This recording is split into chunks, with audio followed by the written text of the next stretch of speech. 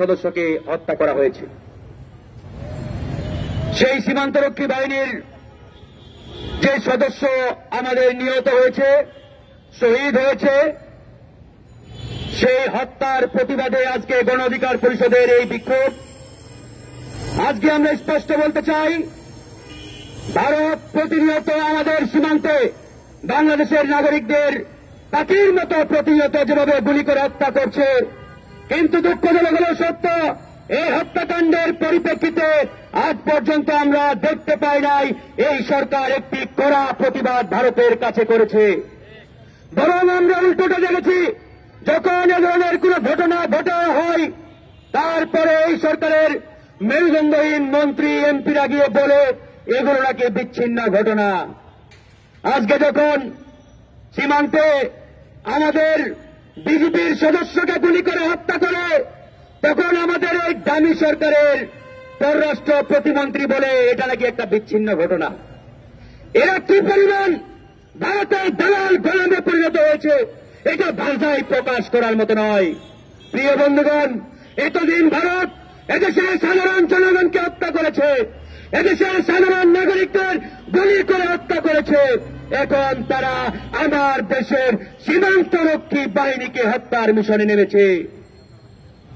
এটাতে অবাক হওয়ার কোনো কারণ নেই, এটাতে অবাক হওয়ার কোনো কারণ নেই। বাংলাদেশের সীমান্তরক্ষী বাহিনী তো সেই দিনেই পরাজিত হয়েছে যেদিন বিডিআর থেকে আমরা নাম পরিবর্তন করে বিজেপি করেছিলাম। বিডিআর যখন ছিল, তারা ছিল সীমান্তে বাঘের বাচ্চা, আর আজকে এই বিজেপি ভারতের গোলামে পরিণত হয়েছে শেখ হাসিনার প্রেসক্রিপশন বাস্তবায়ন করতে গিয়ে।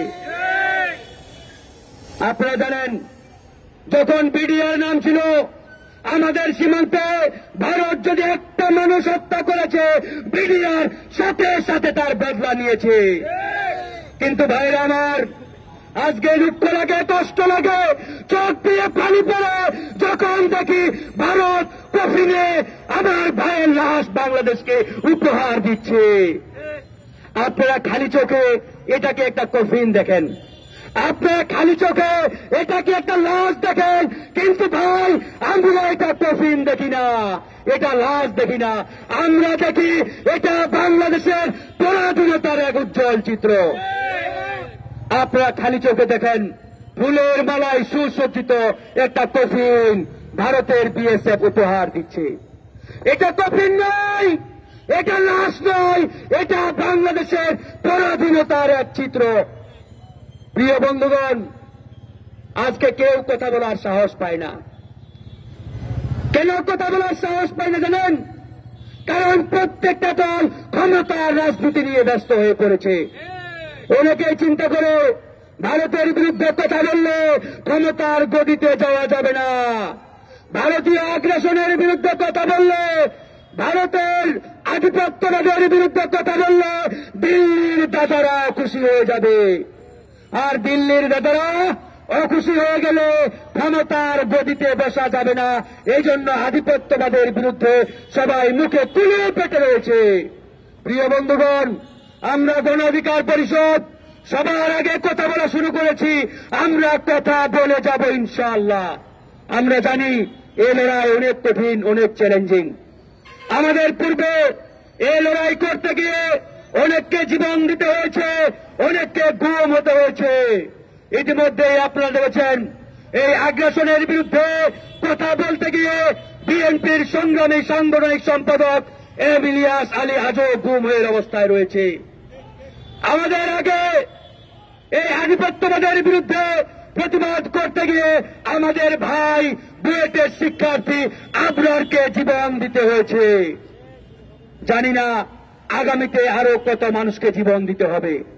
তবে আমরা একটা কথা পরিষ্কারভাবে বলছি, আবারও বলছি, বাংলাদেশের মানুষের মুক্তির পথ একটাই, এদেশের জনগণের মুক্তির পথ একটাই, সেটা হচ্ছে ভারতের আধিপত্যবাদের বিরুদ্ধে লড়াই করা। কেউ যদি মনে করে থাকেন ভারতীয় আগ্রাসনের বাইরে আর কোন রাস্তা আছে, আর কোন পথ আছে, আমরা বলবো I am sorry, we are sorry, আমরা দুঃখিত ভাই, এর বাইরে কোন রাস্তা নেই। এর বাইরে কোনো পথ নাই।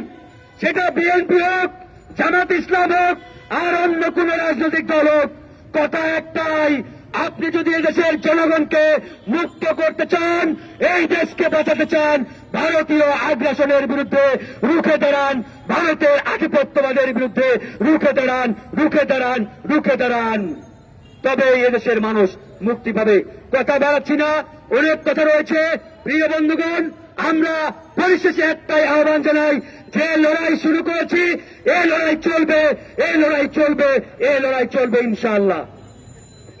ধন্যবাদ।